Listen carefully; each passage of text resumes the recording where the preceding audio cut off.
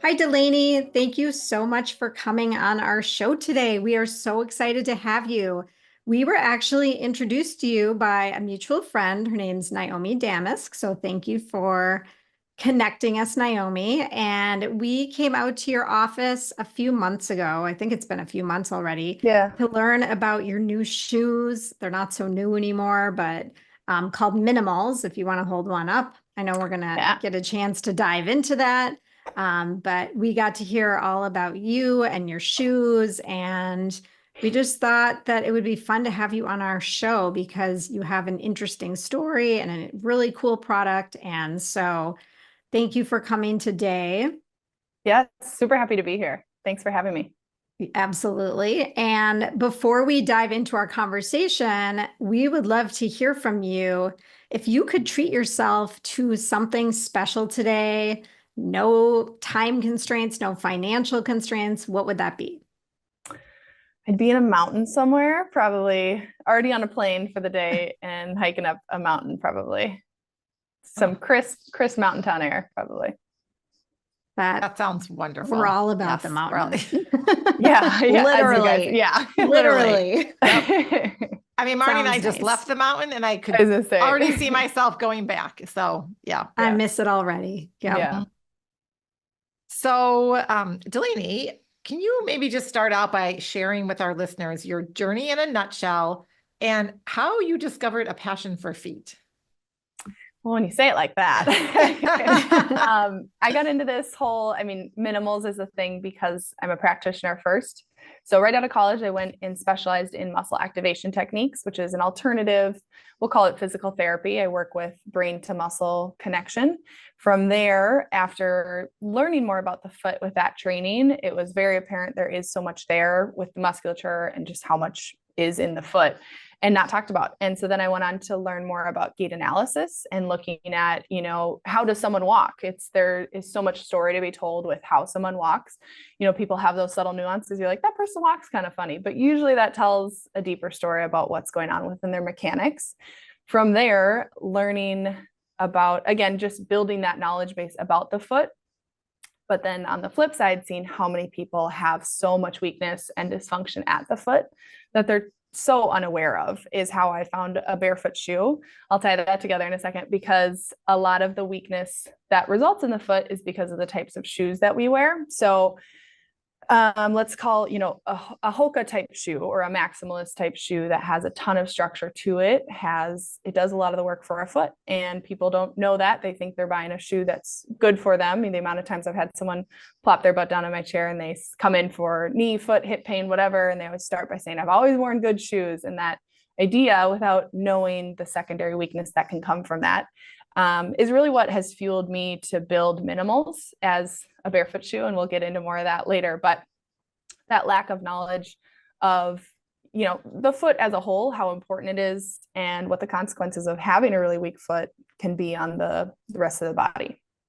So you talk about how a traditional shoe can impact that, but it's really like the kind of thing where you have to like make your way slowly into a shoe like Minimals, right? Like if someone's used to wearing a Hoka, going straight to a Minimals might be difficult. Is that correct? It depends on where you're starting from. I mean, everyone has a different point. If you've worn a really rigid orthotic or solely worn Hokas and never go barefoot for 10 years, yeah, you're going to need to take your time transitioning. But if you're someone that is already really comfortable barefoot, you're probably going to, pretty quickly be comfortable in this. But yes, everyone is kind of different. I always say, don't go walk 5 miles in these the first day you have them, because no different than starting a new training program or how you guys trained for your mountain hike. You don't just jump into it. You start little by little and build that strength, let your body adapt, so on and so forth. Well, I have to say, like, I definitely took a deep dive into feet throughout this training that Stephanie and I just did. And we had another guest on our show. I don't know if you're familiar with Gary Ward. He's on the other side of the planet. Oh my gosh, the planet.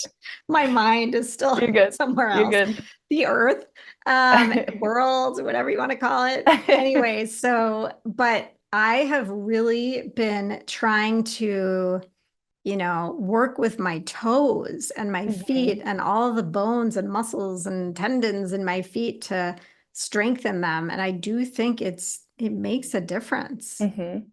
Totally. I mean, it is shocking, how many people never take off a shoe, and obviously they don't get there overnight, but people later in life that never take off their shoe because they're so dependent on it then. But then also asking them, okay, just raise your toes. And it's like, does not compute. Your brain is so checked out and has not, made that firing pattern or, talk to those toes or your feet for so long. Because if you shove it in a shoe every single day and it's not doing much, it just gets super disconnected.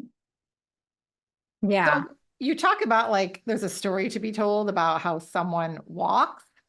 And I don't know, maybe diving into a little bit of that and like really getting into like why having a strong foot is so important. And like when we came into your office that day, I had no idea Marnie had these feet issues. Like he's talking about like the toe. I'm like, I didn't even know what a toe separator was. Yeah. So it's just not, if you don't have issues, right? You don't even know, but this is like so foundational. Look at the toe separator. Go to YouTube, everyone. Make sure you're there because we have And some I got this from Delaney actually, and I wear them when I'm sitting at my desk quite a bit, and it feels really good. Like it just gives me a good stretch.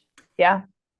And so I'll get to your gait analysis in a second, but that's the thing, like people that get progressed into having like bunions, hammer toes, those like foot things, right? Like they have to then pay attention to it, but there's obviously that doesn't happen overnight either. There's so much that leads up to someone having a bunion. There's been weakness and poor function and mobility and strength in that foot for a long time to get to that point.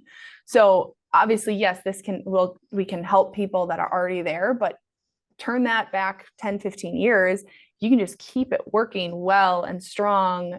Can we avoid ever getting there, in regards to how people walk? Yeah, a big one is like the duck walker, right? Where people walk, people can usually identify that. Am I calling you out? No, I'm actually not, but my oldest son is. And I said something to him recently, like there's a connection between your feet and how you walk. And he tried to say, I agree there's a connection, but I think it's because of how my walk and I don't know. He was kind of, I wasn't going to go there with him at this point, but yes, keep going. Yeah. No, I mean, a lot of people just chalk it up as this is the way I walk, So that's a big one.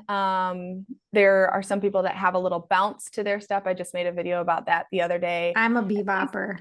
Yeah. Oh yeah. I like that. Yeah. A bebopper. No, yeah. I mean, literally I have a bounce when I walk. Yeah. I know that. I always have. So that can be from other things, but a lot of times, that's what we called an early heel rise. So I'll just reiterate in the video, like when your foot is translating backwards before you push off and then go into the next phase, you lift your heel up early because you probably have a lack of ankle motion that you can't get to allow your foot to go all the way backwards. So your body is so good at compensating, and that's where we run into issues long-term. But since it can't get that ankle motion back here, it'll just pull that up and you'll go into the next phase early. And that results in a little bounce because we just come up on our front of our foot a little early. So just all that to say, there's a ton of different, everyone is so different, but those things that might be like, that person walks a little funny. It can a lot of times be a lack of strength or mobility somewhere in their body. And how that strong foot is important is because, every step you take, right, originates at the foot. So if I can't sustain the strength that I need within the foot or at the ankle, your body will just have to push that elsewhere. Just like that example I gave, where if I don't have that mobility in my ankle, I'll just cheat the system here. Well, if I'm cheating that system here, I might be overstressing the calf. And then if I'm overstressing the calf, maybe you have an Achilles issue, or maybe again, it's just a chain that goes all the way up the body. And so if you don't have strength there at the foot, your body will just push that to the ankle or to the knee or to the hip, so on and so forth. So if you don't have strength there, it'll find somewhere else that does. So would you say if people are experiencing pain in their calf, in their, their hamstring and their back, that the origination of that pain could begin in the foot? Obviously you can't say that across the board for everyone, right? But absent some other injury that you need, like all things sort of begin in the foot is what you're saying, at least as a starting point to investigate. Yeah, I would say you absolutely need to be looking at the foot. The hip also is super important, and I could get into that too, but the foot is just so overlooked. Like people at least think about, okay, hip strength or like, glute bridges. They think of that stuff, but they never think about the foot. And that's my big thing is it's so overlooked and underappreciated. So absolutely I'd be looking at the foot. So knowing that the foot is overlooked and underappreciated, what should a person do to appreciate their foot and to consider their foot in terms of, even in their younger years before you get to these points of hammer toe and chronic pain and whatever? Yeah, I mean, before you even need to buy a pair of shoes, like just start going barefoot more often and exposing your foot to different textures and, all that. Like if you feel different textures on your desk right now with the palm of your hand, you feel so much information because we have thousands of nerve endings on the palm of our hand that send information to our brain. Our foot is the same thing. It just usually doesn't get exposure like that. So, and then, that compiles if it's always just feeling a foam cushion shoe, it just kind of goes blind, So an easy thing to start with is just go barefoot more often. But I mean, you can do a deep dive with exercises online for sure, but just take your shoes off and let your feet move. So I was just going to say one thing and then Stephanie, you talk, but that's interesting because, I shared with you that I had some heel pain and some Achilles pain during my training. And when I met with a PT and when I went to the doctor, like the advice that I got was to absolutely don't go barefoot. Find the most supportive shoe you can, which was the Hoka's, by the way, and to find indoor shoes so that your feet are always supported and that you are not going barefoot. So it was like basically the exact opposite of what you're telling me. Yeah, no, that's totally true. And a lot of times for clients that have found me, they've tried all those things and they still have the pain. So I don't really have to have that conversation usually because they're like, clearly this didn't work for me. And it works for some people. But my big thing about those conversations is, okay, I'll go and get a supportive shoe or I'll go and get the orthotic, but what's the long-term solution? And that's where that dependence really grows because it's just like, just take this orthotic and there's no expiration date to that. And that's your thing now. And that's how people then can never take their shoes off because that only further weakens the foot, only making them more dependent on the shoe. Yeah. Okay. So further along these lines, what I was going to share is part of our training. So a lot of you guys, listeners out there know that Marnie and I just completed, or a couple months ago, by the time this episode drops, 29029. And during this, Marnie and I were talking about feet, and I got a couple like acupressure foot massages, which were really helpful. And I started wearing those rubbery slides that everyone wears.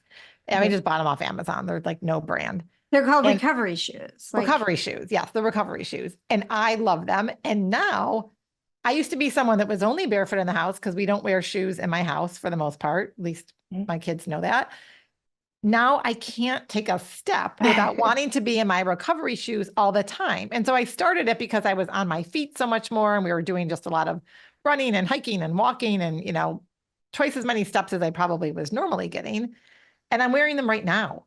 I only want to be in these shoes all the time. And now even if I wear like a different pair of shoes if I were to put on even just flip-flops, something very flat, I'm like, oh my gosh, my feet don't feel good. So now what have I done?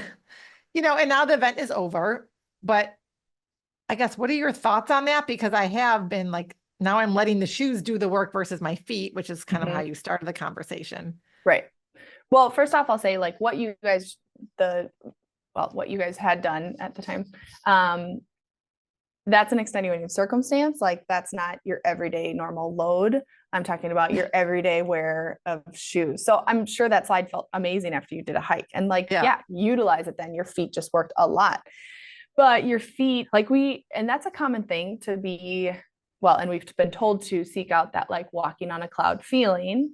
And we just want to baby our feet so much. And I would argue they're not meant to be babied. No different than we work out every other part of our body. Why would we stop there? So I think you have just made your feet, kind of, that's their new norm. And so taking that out, I would just say, little by little, go a little bit without it, and then so on and so forth. But it's just gotten used to that cushion feel. Oh, and it really likes it. Yeah. Yeah. Okay. Well, that's good advice because I should start just walking around barefoot, which is what I did before. And I do think, like, what are your thoughts on like just like a foot massage to help with some of this as well? Is Yeah, that good, I mean, bad? for And I recovery. mean, it felt really good. Mm-hmm. Yeah, I don't have any issues with that. And it's not so black and white, right? Like you don't only need to be barefoot. You don't only need to ever wear like a barefoot shoe, but it's the duration that you're in it. And that's where there have become so many issues, is because they wear, I keep bringing up Hoka, but there's many other brands like it. But when people wear that as their daily wear all day, every day, like that's a lot of time spent that your foot is getting no stimulation and not having to work. And then that's when that compiles. So there are some cult like barefoot believers, but I'm much more in the like, think about the time duration that you're spending in it. Like wearing a high heel for 2 hours isn't going to ruin your feet. You know, like you can switch some stuff up every once in a while, but it's that time that's going to compile some things. So I was going to ask you about high heels, but you jumped again. Yeah. Have you heard of the new high heel from Sarah The Blakely's? sneaks. Yeah. I'm curious what your Yeah. thoughts are on those. I don't know. I mean, that's awesome that the big thing that struck me was like the even weight distribution, because there are so many issues that come from overloading the front of our foot, because in a high heel, it puts so much weight there. So that's awesome. I mean, obviously I haven't worn them, but a high heel, like when I started thinking about Minnemals, I was originally like, how could I make a high heel that's super good for your, look, it's not going to be good for your foot, but the fact that she's made it a step in the right direction, I think that's, that's huge. And it looks like it has a wider toe box, which is also awesome. So I would say it looks like one of the better high heels I've seen out there. Yeah, that's great. Well, should we dive in and talk a little bit more about your barefoot shoe, Minnemals? And what is a barefoot shoe? Yeah. So a barefoot shoe, the characteristics that are going to make it different is that it's going to have a wide toe box, meaning you can see that my toes have room to sit in their anatomical position or without being squished. Most shoes come to a taper at the toe, which is going to squish your toes together. Then it's going to be the same height from the heel to the toe. This is called a zero drop shoe. Again, a lot of athletic shoes have a higher heel. That's just offsetting that, an extreme example of that is a high heel, but a ton of athletic shoes have that to a lesser degree, but that's still changing, your center of mass. You're having, your body's posture is having to change from that. And then the third is that it's going to have a thin and flexible sole. So you can see I can twist and roll this every which way to give motion at the foot. So it's all about, like, there's nothing fancy about this shoe. Like, it's not like I have a cutting edge technology. It's about the foot, letting it move and strengthen as naturally as possible. Are there some people that wouldn't benefit from a barefoot shoe? Yeah, I mean, the practitioner in me, right? If you have like a fused big toe, this is going to require a lot of bend, which we want. But if that is fused, whether from surgery or like arthritis or bone spur, whatever, like that is when the shoe technology can become very helpful, because it helps bypass that range of motion. But that's where I think we've gotten so flip-flopped in this, is that technology should be for the exceptions where people have structural changes and differences that need more of that. As a general rule, though, most people don't need any of that. Your foot and ankle move great. Like you should start in a barefoot shoe. And then if you have one of those extenuating circumstances, then seek out something like that. So how should someone transition into a barefoot shoe? Like, what should you expect at, when you start using one? Is it like a gradual period, or, Yeah. And what type of activity? Like, do you still need, if you're a runner or a hiker, presumably you still need those shoes for those specific activities? I don't know. Some people do run in them. I don't say to go run in them, just because if walking in a barefoot shoe takes so much more strength, then running in it takes 2 times that strength. Some people prefer it. But I just start as go for a walk around your block, go for a 10-minute walk, start with that, slowly increase from there. It's really got to be a gradual, because it is so different from everyone, and I can't work with everyone one-on-one. I just say, listen to your body and slowly increase from there. And also, like, it's not like this is going to fix all of your problems, right? You shouldn't be seeking out a shoe to fix all your problems, because it's not going to. But more than anything, it's going to expose and almost be a mirror to some of those poor mechanics that you maybe have developed along the way. And so, I mean, that's an awesome thing. If you can get on the front end of that and address some of those things that you had no idea were there, what is that maybe going to save you 10 years from now, you know? And that's where it's hard to talk to younger people about this because, you know, their feet feel great. They have no issues, but people are coming around to realizing, okay, yeah, there are muscles in my foot that I should work out no different than everything else I do at the gym. So would you say if you put on a pair of Minimals and you walk around the block, your feet are getting a workout? Oh yeah, you'll feel it. Your feet, it's a different feeling than like, oh, my feet are sore. Your feet feel like they've just been worked. So how is that different than wearing like a Havaiana flip-flop? I'm thinking about that's very flat, you know, like what you described. The sole is really flexible. There's a wide toe box because there's no toe box. So are you getting the same thing when you walk around in a flip-flop like that? If that was not a flip-flop, but like a sandal with an ankle strap, I would say yes. But because it has a flip-flop, you have to grip your toes to keep that shoe on your foot.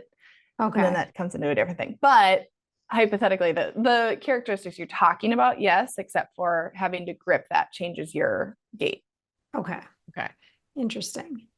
And I'm just thinking, like, as a parent watching your kid, so it's not just you, but you're trying to be preventative. So we're trying to instill good habits, no different than like instilling good eating or sleeping habits in your kid, right? And noticing what they're going through. How can you start to, like, I don't know, pay attention to your kids' gait or just how they're walking or other pain that they have? Like, I'm just thinking, like, my son does walk up. We've talked about the fact that he walks stuck, but my husband's like, you got to get your feet, you know, like we've talked about it. We haven't done anything about it. So how can you help as a parent or a friend or whoever? And like, what signs, if someone's not physically feeling the pain, but just like being able to observe signs so that you can take those steps now to prevent future issues. Regarding younger kids, I would say let them be without shoes. Like their foot doesn't fully develop till way later than what we think. Like the bones of the foot don't even come together for so long. And then even after that, it's still developing and the arch is developing and the strength. So leaving your kid without shoes as much as possible. I mean, I know we love like the super cute Converse on our kids and stuff like that, but really their foot should be left to feel everything and then also develop naturally, you know, as natural as possible. Okay. So that's first and foremost. Then after that, I mean, noticing stuff is huge. And so, like you said, you notice your son is duck foot. And so you can bring to his, I mean, if he's a teenager, he's gonna be like, whatever, mom, I don't care. I don't care. I mean, now he's at college and okay. Knows? Yeah. I mean, it depends on what they have going on, but being a parent and noticing those things and then just looking in further, like, is there something we should address? Or, you know, it's not that like there's one perfect way to walk. I'll also say that, but you know, if you're compensating in a way that might be overloading some area that might bring about issues later on. So then you could have someone take a look at him and see, but awareness goes so far to where like, even just because you can feel so much more in a thin sole, right? Like the cushion isn't masking things. So being able to tell like, wow, I'm really heavy on my heel, or I'm really heavy on the outside of my foot, and just feeling that to make your own, you know, conscious corrections can go a really long way. So like being aware that you are walking super duck footed. Now that can also be stuff at the hips. I don't want to like tell people what to do on that, but like, can you make an effort to just a little bit engage that foot and hip to be a little bit more turned in? And I don't want you to like turn in, but like just a little bit more. Again, so many people just walk so blindly without any regard for how they're walking, I should say. Well, and I think like as other people like chiropractors and other practitioners, so the chiropractor that I used quite a bit during this training has your shoes. Nice. Dr. Katie from Dauntless. Oh yeah, so she had. And so I talked to her a little bit about that too. So the more that other practitioners understand this, then they can work with their patients. Cause you know, if you have back pain or hip pain, like they can point out that it could be the feet. And I think it's as a mom of teenagers, having someone else tell your kid versus me is also very helpful, you know? Yeah. Sometimes you need a third party. Right. Absolutely.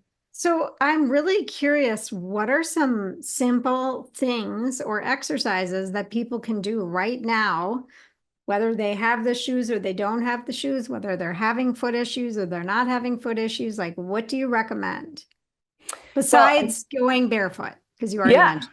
Yeah, I would say a slow calf raise with your feet squared up to the wall, because we want to, again, drive through the big toe, drive through the toes. Sometimes it's helpful to put a ball between your heels. But a slow and controlled calf raise, you'll see people at the gym repping out a calf raise and it's like boom, boom, boom, boom. Like we want slow and controlled time under tension. And then you can Google toe yoga. It's like the most basic of the basic, but it's just about learning how to lift, like first just your big toe and then your little toes. Again, just trying to get more through, train that movement pattern of brain to muscle connection at the foot. So those two are two simple ones that you don't need any equipment for, or you could just do at home. Have you heard of the wedge? Awesome. Have you heard of like a wedge? Yeah, that your that your toes like are it's like a foam wedge. And there's some exercises where you can do where you like take your big toe and you put it on the top of the wedge while your little toe, the rest of your toes are down, and you're like kind of stretching your big toe. Yep, that's kind of like toe yoga, right? And you'll be surprised, like something that's so simple as like just lift your big toe independent and then just lift your little toes independent. Like people sit there and they're like, why isn't it moving? Because it hasn't been used for so long. So yeah, I mean, the wedge is good too. That's just, then you would need the wedge. So if you want no equipment. Yeah. So many things to think about, like so many different like exercises and all that. Yeah. But I'll say this too. Again, not that I'm saying the shoe is going to fix all your issues, and I can send this link to you as well. There's a research study that did a population in a minimalist shoe, which is a barefoot shoe, or foot exercises, and then a control group. So the foot exercises, they were put on a program. This was an 8-week-long thing, so it takes time, but they were put on a program that is specific foot strengthening exercises. And after that 8 weeks, the people that just walked in a minimalist shoe had almost the same strength outcome as the people that did the exercises. So if you want to get as much bang for your buck, truly, and again, building up to it, 8 weeks, but a lot of bang for your buck is just walking without all that external structure and support, because your foot has to take more of that load. And in response to taking more load, it's going to get stronger. And what kind of sock do you wear? Or do you go I wear socks. Some people go barefoot, but I'm definitely a sock person. So does it matter what kind of sock you wear?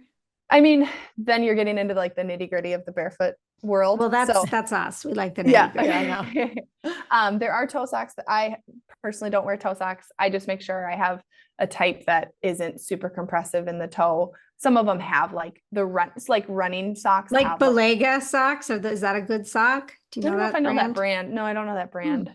Belega. It's like a running sock brand. Oh, okay. Yeah. So some of them just have like compression in it. So I would stay away from that. Again, anything like, we just want your toes to like not be squished together. So if the sock is also aiding in that, like just getting something that's loose enough. There are some like barefoot specific socks. I don't wear them because I think I have enough room in my socks personally, but toe socks are super common actually. And it's kind of like a smaller degree of a toe separator, except you can wear it in a sock form just because there's that little bit of separation from the fabric in between. Okay.